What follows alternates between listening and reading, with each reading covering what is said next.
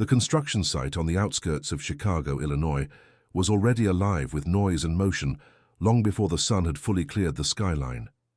Cranes swung slow arcs against the pale morning sky, the clang of steel beams rang out across the lot, and dozens of workers in hard hats moved through the dust like a well-rehearsed army.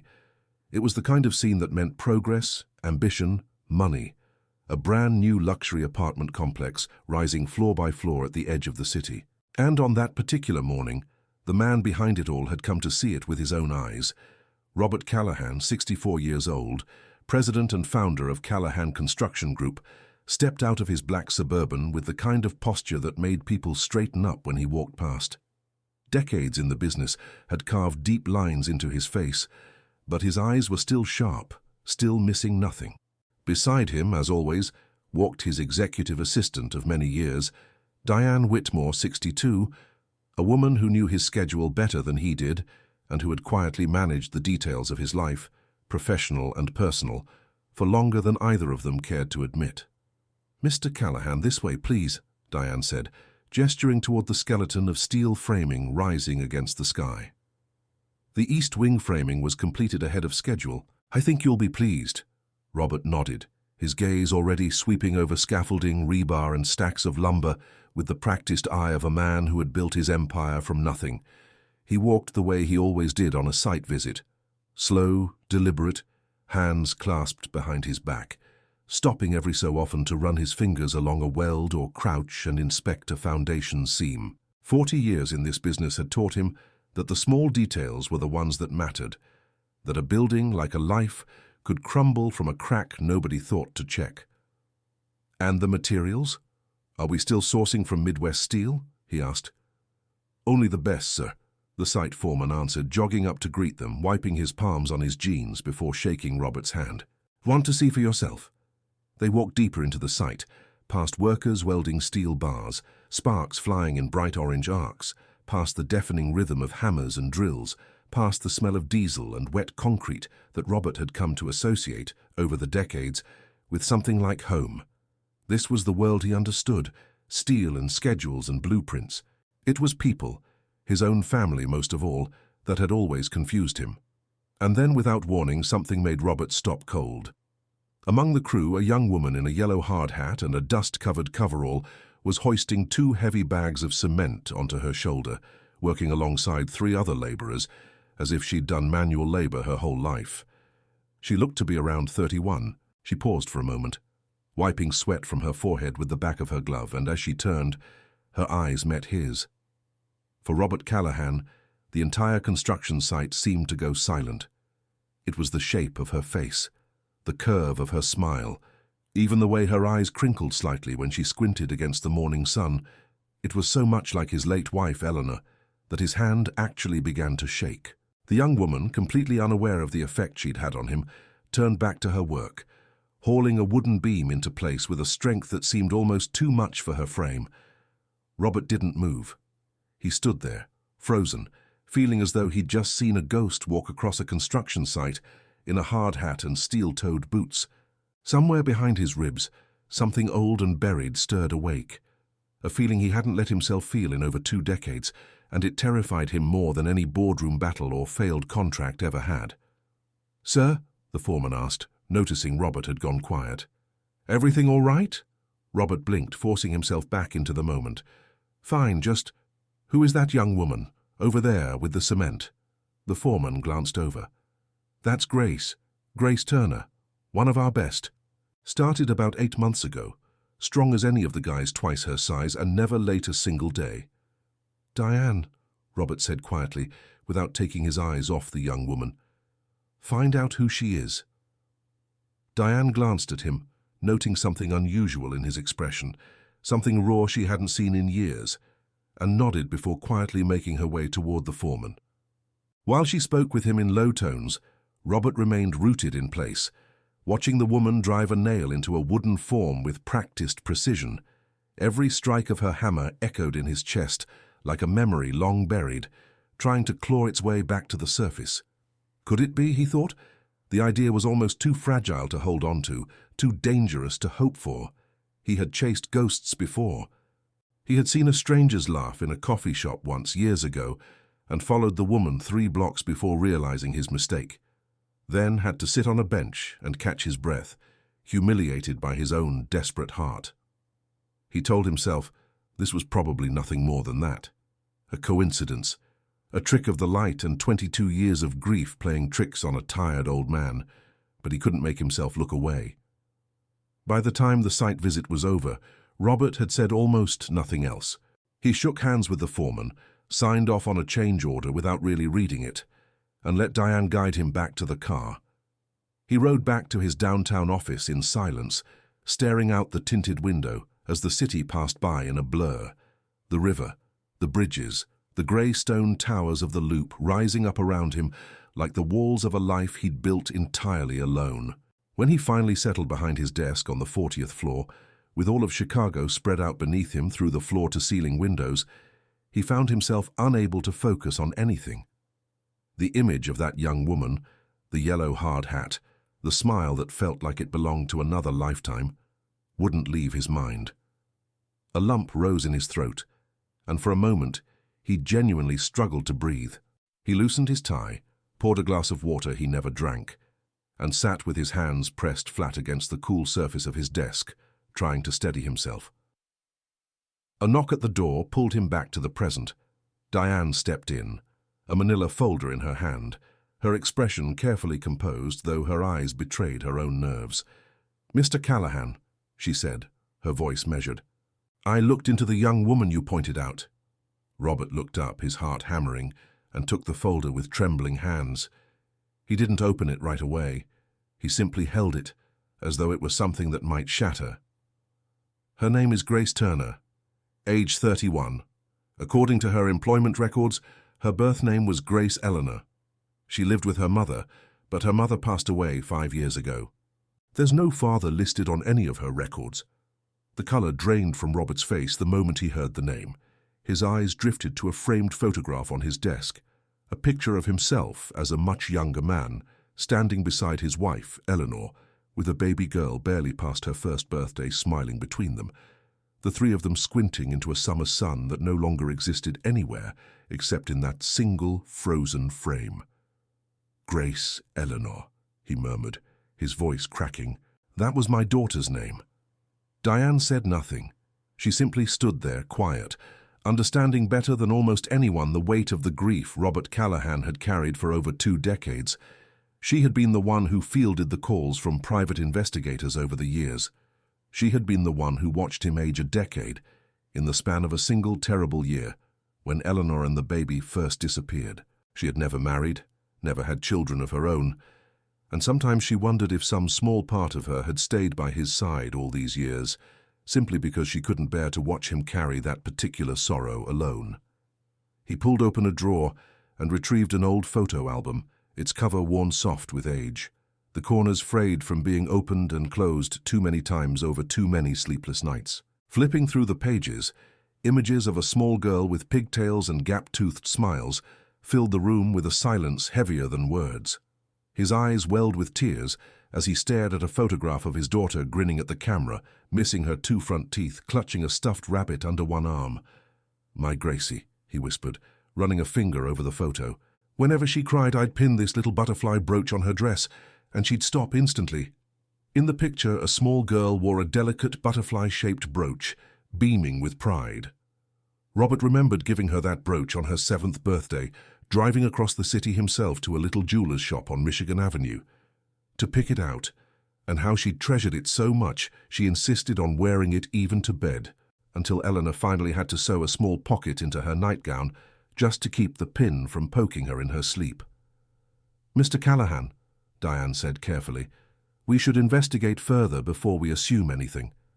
We need to be certain Grace Turner is really your daughter." "I agree," Robert said, cutting her off gently, "but I also need you to look into her mother. Find out everything you can." Diane assured him she would begin immediately, and then, hesitating at the door, she added something she rarely allowed herself to say. "Mr. Callahan, I hope it's her. I know how long you've waited for this." Robert only nodded, unable to trust his own voice. Diane nodded and left the office. Robert turned back to the window, lost in a swirl of memory and hope he hadn't allowed himself to feel in 22 long years. The next morning, Robert arrived at the office earlier than usual. He hadn't slept a single hour, his mind consumed entirely by thoughts of Grace Turner. He had spent most of the night pacing the halls of his empty penthouse, pulling out old boxes from storage closets he hadn't opened in years, finding baby shoes, a hospital bracelet, a lock of fine dark hair tied with a faded ribbon. When Diane entered after a soft knock on the door, Robert quickly closed the photo album sitting open on his desk, as though caught doing something he wasn't ready to admit to. "Diane, search again. Any trace at all of Eleanor? I gave up looking 5 years ago, but I want to try one more time and find out if this woman's mother had any connection to Eleanor." "Understood, Mr. Callahan," Diane said, and left to begin her search. Alone again, Robert opened the album once more, and the memories of Eleanor came flooding back, vivid and merciless. He remembered the day they met at a charity gala downtown, both of them barely 30, Eleanor laughing at something one of his colleagues had said, a laugh so bright it had cut straight through the noise of the ballroom and landed somewhere deep in his chest. He remembered the joy of their wedding at a small chapel in Lake Forest, Eleanor's veil catching the light through stained glass windows, and the overwhelming love that had filled the house the day Grace Eleanor was born, how he had held his daughter for the first time and wept openly in front of the entire delivery room, something he had never done before or since. Everything had felt perfect, until it wasn't. Robert had thrown himself entirely into building his company, chasing contract after contract, expansion after expansion, telling himself every single time that this next deal, this next building, would be the one that finally let him slow down. It never was. His own mother, Margaret Callahan, had never approved of Eleanor. She thought her son had married beneath his station, a woman with no family money and no social standing, and after Grace was born, the old woman's coldness toward her daughter-in-law had only sharpened into something crueler. Margaret would make comments at family dinners about Eleanor's cooking, her clothes, the way she raised the baby, needling at her in ways so small and so constant that Robert, exhausted from work, simply stopped noticing them. He never intervened. He never stood between them. He told himself it would resolve on its own, that time would smooth things over, that Eleanor was strong enough to handle his mother. He was wrong. Then one evening, he came home to an empty house.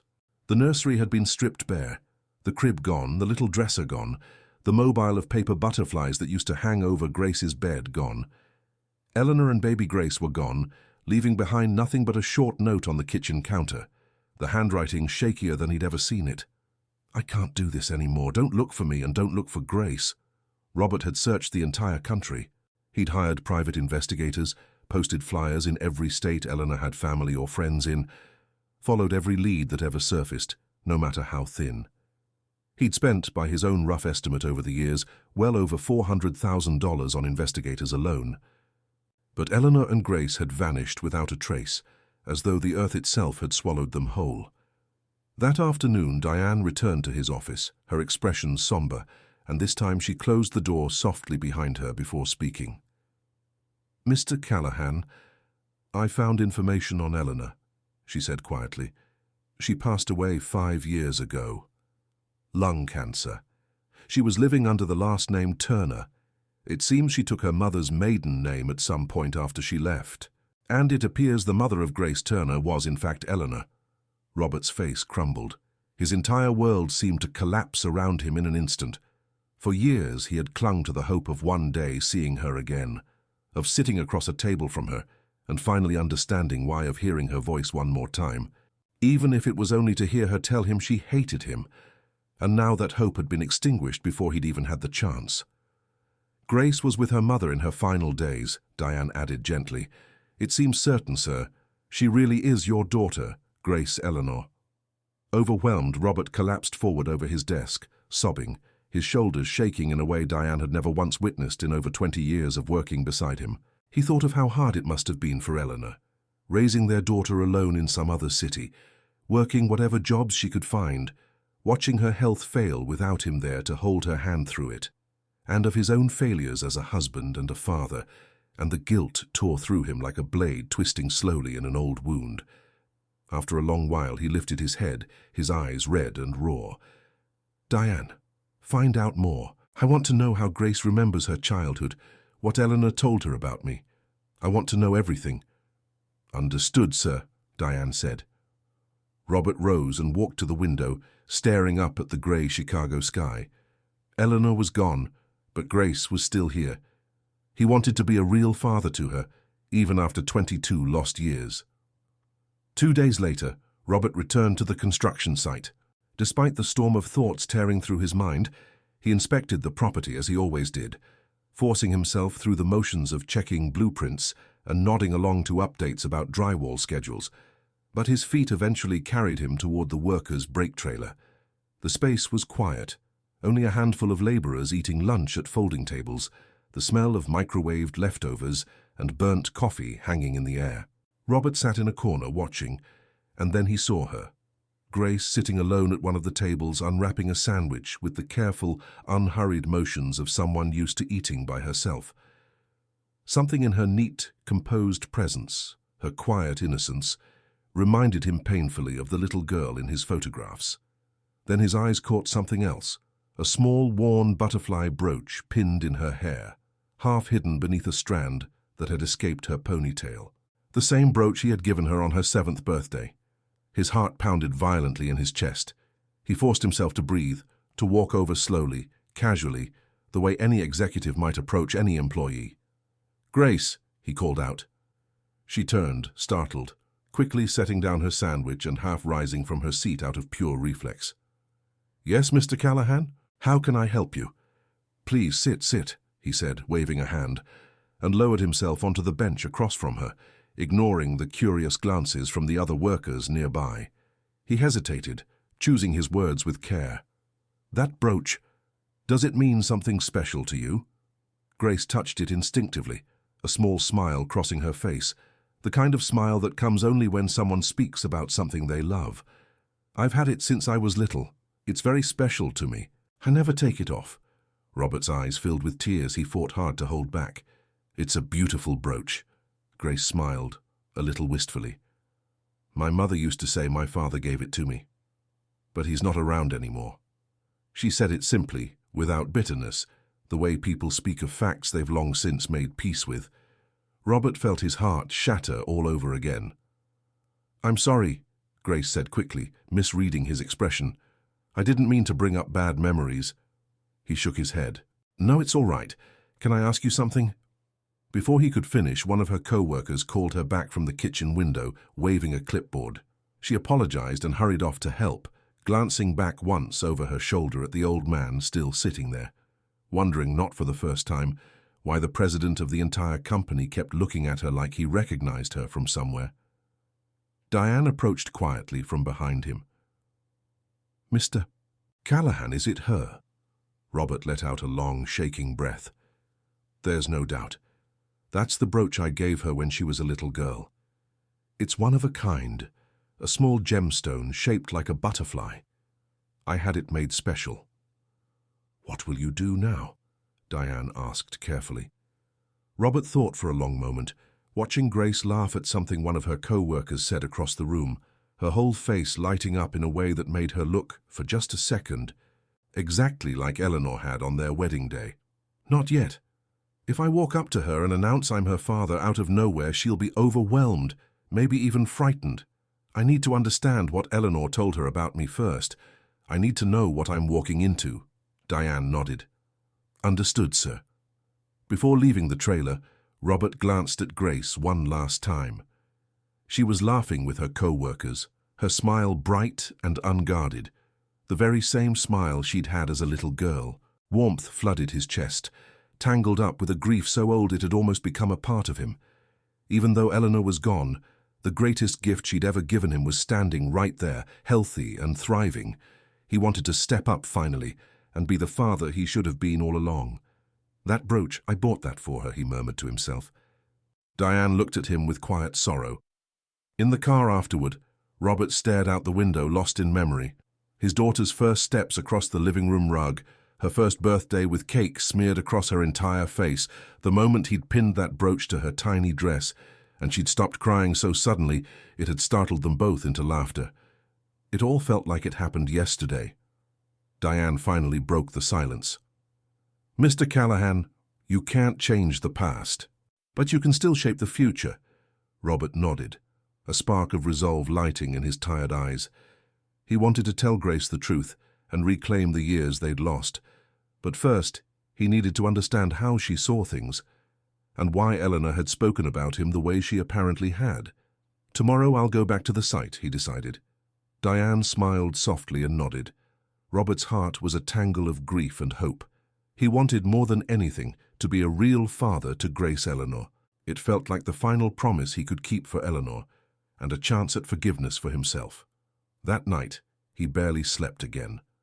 He sat up in his study until nearly 3 in the morning, going through the old investigator files line by line, every dead end, every false lead, every wasted year laid out in front of him like evidence in a trial. Only he was standing for. He found himself wondering again and again what he would even say to her. "I'm sorry." Felt too small. 22 years couldn't be undone with 2 words. The next day, Robert reached out to Grace Turner through Diane, inviting her to his office. At first, Grace was hesitant. She couldn't understand why the president of a massive construction company wanted to speak with her personally. A laborer, nobody special, at least in her own eyes. She assumed at first that she was being let go, and spent the whole morning running through everything she might have done wrong. But Diane insisted gently, "Mr. Callahan would like to see you. It's something important. Nothing to worry about, I promise."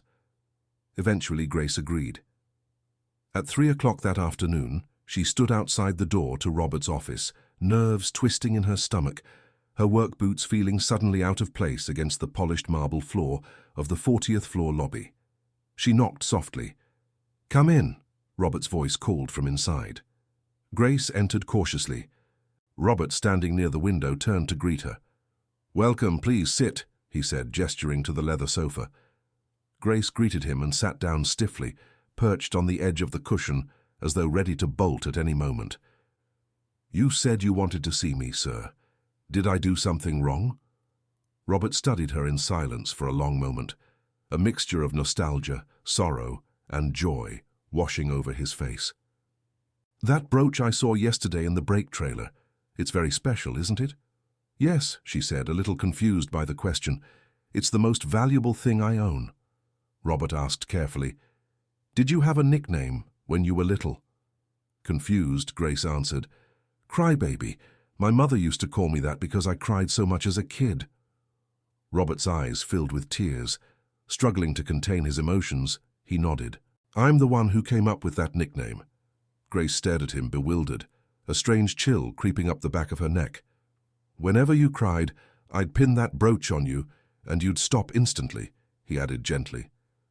Grace's face went pale. She stood abruptly, the leather cushion creaking beneath her sudden movement. "What are you talking about?" "Listen to me, Grace. My mother told me you abandoned us," Grace cut in, her voice rising, all the color drained from her face except for 2 hot spots blooming on her cheeks. "You never once looked for us." Robert, stunned, rose to his feet as well. "What?" "I searched this entire country for years. I hired private investigators." But tears were already streaming down Grace's face. "My mother always said you abandoned us, that you didn't care about either of us, that you never came looking. She raised me alone. She worked 3 jobs some years. She got sick, and I watched her get thinner and thinner, and there was nobody else there but me. And now you're telling me you're my father?" Robert had no answer. He couldn't understand why Eleanor would have told their daughter something so far from the truth. He had done everything humanly possible to find them, had bankrupted small parts of himself chasing dead ends for over 2 decades. "Grace, please, just listen." He tried again, taking a step toward her. "My name is Grace Turner," she said firmly, cutting him off, backing toward the door. "I don't want to hear anything more." And with that, she stormed out of the office, the door swinging shut hard behind her. Robert didn't stop her. He simply stood there, an expression of pure defeat on his face, his hands hanging useless at his sides. Diane entered cautiously moments later, having passed Grace in the hallway, the young woman's face streaked with tears as she hurried toward the elevators. Mr. Callahan, ¿por qué? Why would Eleanor say that? Why would she tell Grace that you abandoned them? Robert's voice came out hollow. I don't know, Diane. I loved her so much. Diane was quiet for a moment. Maybe it was a misunderstanding, Diane offered quietly. Or maybe Eleanor felt she needed a reason strong enough to justify leaving. Something simple enough for a child to understand and hold on to. Robert volvió a la ventana con los hombros caídos, staring out at the darkening skyline. What do I do now? Grace doesn't want anything to do with me. She thinks I abandoned them. Tell her the truth, sir, Diane said with quiet sincerity. Show her how hard you tried to find them. Show her the paperwork, the receipts, the investigator reports. Let the evidence speak if she won't listen to you. Robert nodded. But first I want to know how Grace grew up, why Eleanor said those things, who helped raise her. Grace, meanwhile, had left the building and walked the Chicago streets in a daze, her mind hecha un caos, her heart pounding fuertemente in her chest. She barely noticed the traffic, the honking cabs, the cold wind rolling in off the lake. Robert's words resonaban en su cabeza. I'm your father. Her whole life her mother had told her that her father abandoned them, that he never cared, that he never once came looking. But ahora ese hombre afirmaba lo contrario. And worse than that, he had known things, the nickname, the brooch, the crying, things a stranger could never have known. She walked for nearly an hour before she found herself sitting on a cold park bench along the lakefront, watching the grey water churn against the rocks. She pulled her phone out twice to call someone and put it away twice before finally deciding there was only one person who might actually be able to tell her the truth. She decided to visit her grandmother, Ruth Bennett, the person in whom Su Madre had trusted more than anyone in the world. Ruth had always supported them through their hardest years, had sent birthday cards even when money was tight, had shown up unannounced with groceries more times than Grace could count. Tras a long ride on the Blue Line, and then a transfer to a bus that wound through a quiet residential neighborhood, Grace arrived at the small brick apartment building where Ruth lived, the same building she'd lived in for as long as Grace could remember. Al tocar la puerta, she heard Ruth's cálida, familiar voice from inside. Who is it? It's me, Grandma. It's Grace. Ruth abrió la puerta sorprendida, still wearing her reading glasses, a half-finished crossword puzzle visible on the kitchen table behind her. Grace, honey, what are you doing here? It's not your usual day. Grace forzó una sonrisa and stepped inside, the familiar smell of Ruth's apartment, lavender and old paper, and something always simmering on the stove, settling over her like a blanket even now. Grandma, I need to know what really happened between my mother and my father. El rostro de Ruth se endureció instantáneamente. She looked at Grace en silencio por un momento, setting down her crossword pen with a small, deliberate click. Why are you asking about this now after all these years? Because today the owner of the company I work for told me he's my father, Grace answered, her voice trembling. Los ojos de Ruth se abrieron de par en par. She let out a long, slow breath and sank slowly into her worn wooden chair by the window, the same chair she'd sat in for 30 years. I always knew this day would come. I told your mother it would, more than once. Is it true, Grandma? Is he my father? Ruth nodded, her hands folding together in her lap. Yes, Robert Callahan is your father. Tears filling her eyes, Grace asked, Then why did Mom say he abandoned us? He says he searched for us. He showed me nothing yet, but the way he said it, Grandma, he knew about the brooch, he knew about my nickname. Ruth sighed, and finally, after 22 years of holding it inside, began to tell the whole truth. Your mother didn't want you to grow up in that family, Grace. Your father's mother, your grandmother, Margaret, was a hard, cold woman, and she was especially cruel to your mother after you were born. She never thought Eleanor was good enough for her son, never let her forget it, not for a single Sunday dinner. Your father was so wrapped up in building his company that he didn't see what it was doing to your mother, piece by piece, year by year. Margaret would say things, terrible things, about your mother's family, her upbringing, even about you, about whether you'd turn out soft being raised by a woman like her. Your mother sat through years of it, hoping your father would notice, hoping he'd say something. He never did. So your mother packed 2 suitcases in the middle of the night and she left.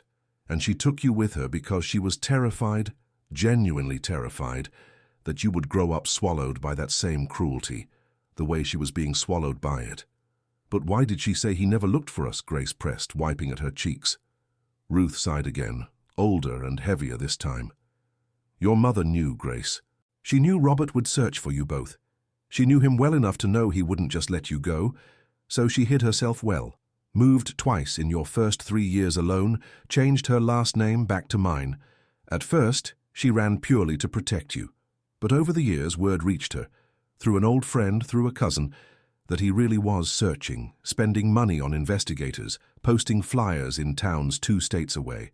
And by then, she felt she couldn't go back. Too much time had passed. She didn't know how to explain any of it to a man she'd left without a word.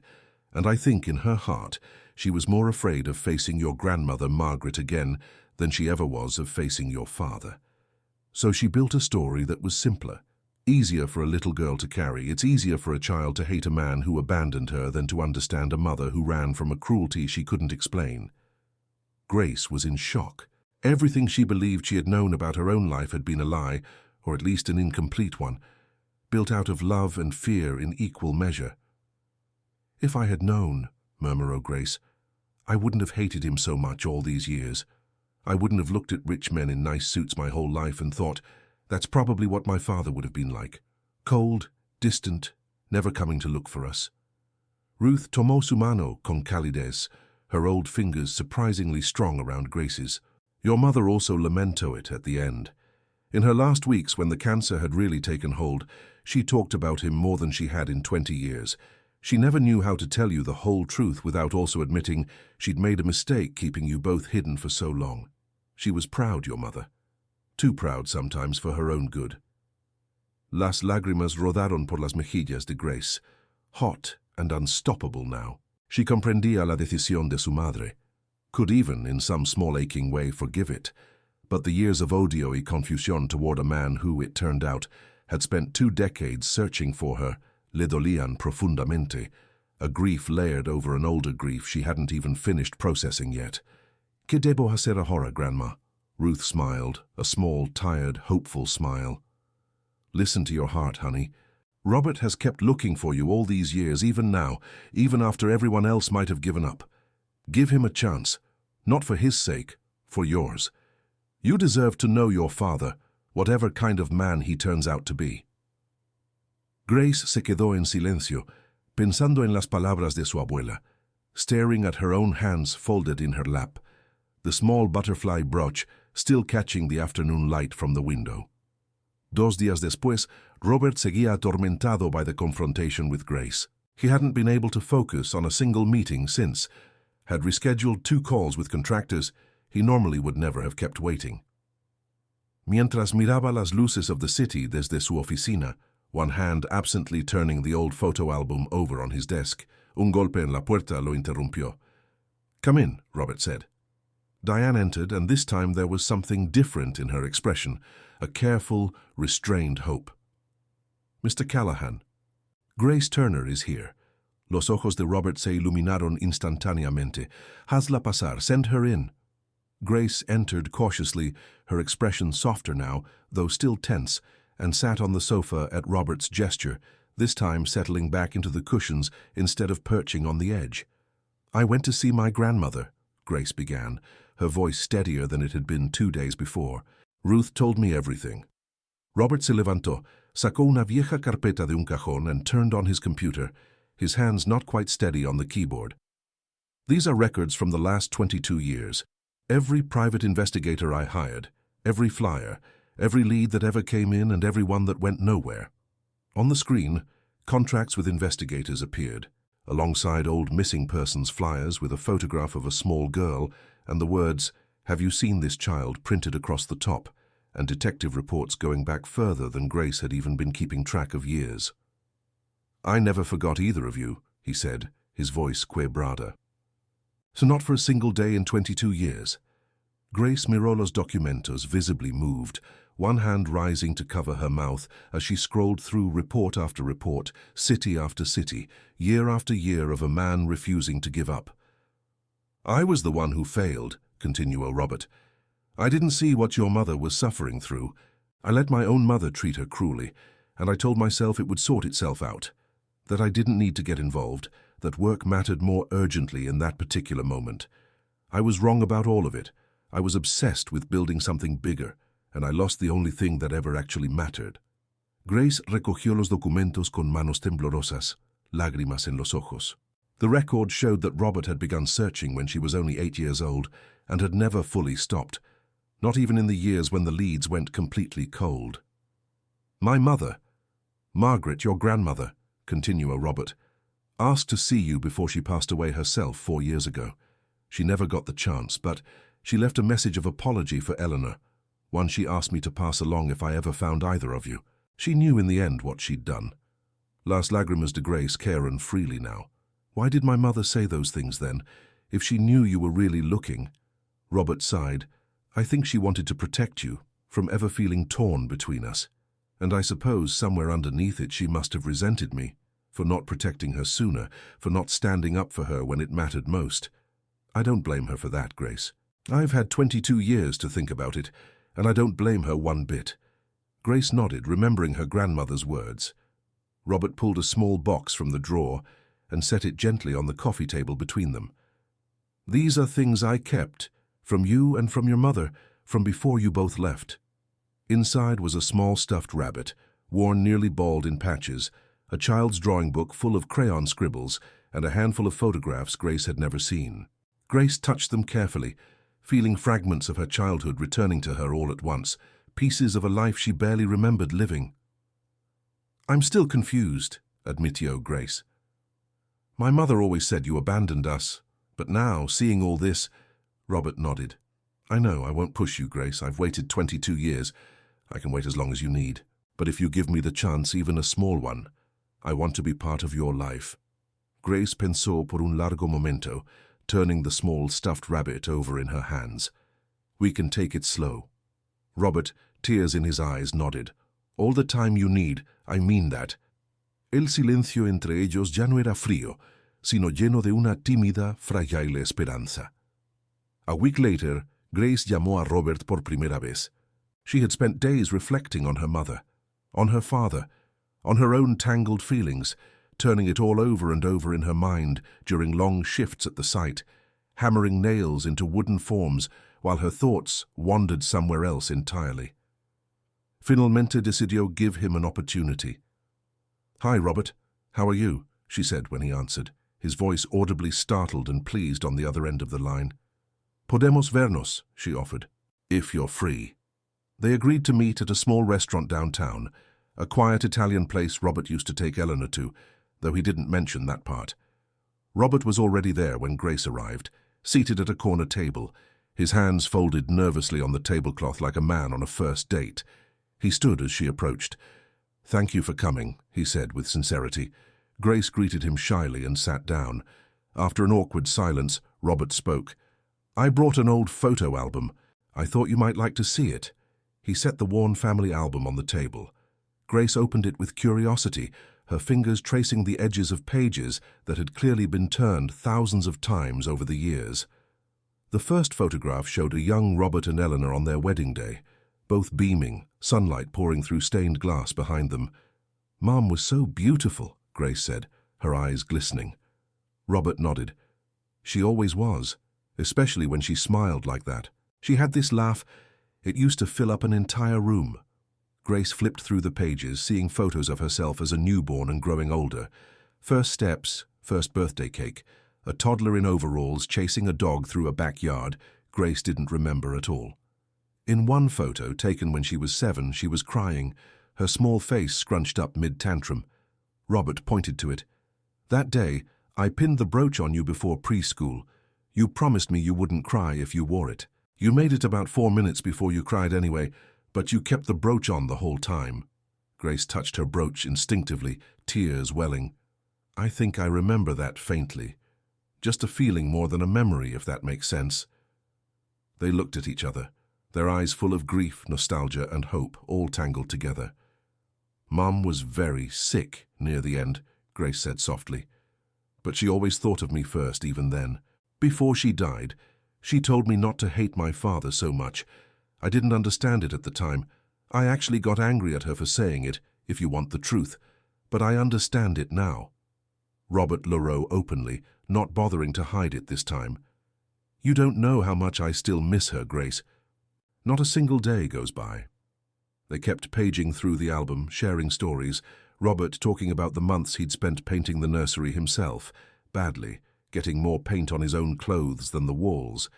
Grace sharing memories of her mother working 2 jobs and still finding time to sit at the edge of her bed every night, no matter how exhausted she was. Somewhere in the middle of it, over a shared plate of tiramisu neither of them had ordered on purpose, the conversation stopped feeling like an interrogation and started quietly to feel like something else, something closer to family. As they stepped outside the restaurant, Grace found her courage. "Can I start calling you Dad? From now on, I mean." Robert froze, tears falling freely down his face, right there on the sidewalk under the restaurant's awning. "Of course," he said, taking her hand carefully, as though she might vanish again if he held on too tightly, or not tightly enough. Grace smiled through her own tears. Even though she still loved her mother deeply, there was room in her heart now for her father too. Maybe that was exactly what Eleanor had wanted all along, in her own complicated, protective, imperfect way. They walked together beneath the cool lakefront breeze. Robert suggested, "What if we visit your mother's grave this weekend? I've never been. I'd like to, if you'll take me." Grace nodded. "Yes. Dad." The word Dad filled Robert's heart with a warmth that felt almost unbearable in the best possible way. That Saturday, under a wide, pale autumn sky, Robert and Grace drove out together to the small cemetery on the edge of the city where Eleanor was buried. A modest plot beneath a young maple tree that Ruth had chosen because Eleanor had always loved the color the leaves turned in October. Robert had brought white lilies, Eleanor's favorite, a detail he had never once forgotten in 22 years, and he knelt slowly beside the headstone, his knees cracking, his hand trembling as he laid the flowers down. "I'm sorry it took me so long to get here," he murmured to the stone, his voice barely above a whisper. "I found her, Eleanor. I found our girl. She's stubborn and she's strong and she's got your laugh. I'm going to try to be the father I should have been from the start. I promise you that." Grace stood a few feet away, giving him the moment, her own eyes wet, the butterfly brooch catching the thin October light. When Robert finally rose and turned to her, she stepped forward without a word and hugged him, the first time she'd done so since they'd found each other. And for a long moment, neither of them said anything at all. They simply stood there together beside Eleanor's grave, father and daughter. 22 years of silence finally, quietly, breaking. Robert touched the butterfly brooch pinned in Grace's hair, the very thing that had brought them back together. Maybe it had carried all this time a quiet message of forgiveness and reconciliation from Eleanor herself, a small, worn piece of metal that had somehow carried a family's entire broken history and, in the end, helped put it back together. Father and daughter walked slowly back to the car, talking quietly about the future, Sunday dinners, Grace maybe finishing the business degree she'd put off years ago, Robert finally teaching her to read a blueprint the right way, instead of just following the framing crew's lead. Their family story had started late, much later than either of them would have wanted, but there was still time ahead of them, more than either had dared to hope for just a few weeks earlier. Family can be painful sometimes. It can break apart in silence over 20 years without anyone ever saying a single word. But it can also be warm and healing and full of second chances nobody saw coming. Robert and Grace's story began with misunderstanding, well-meaning lies, and a sorrow that lasted more than 2 decades. But it ended in its own quiet way, in forgiveness and love. And somewhere out beyond the maple trees and the grey Chicago sky, Eleanor was probably smiling down on both of them at last. If this story moved you the way it moved me putting it together, tell us in the comments which part hit you the hardest. Was it the brooch, the confrontation in the office, or that moment at the cemetery? Give this video a like if you believe it's never too late for a family to find its way back to each other. Share it with someone who needs a reminder of that today. And if you're new here, go ahead and hit subscribe, because there are so many more stories like this one still waiting to be told.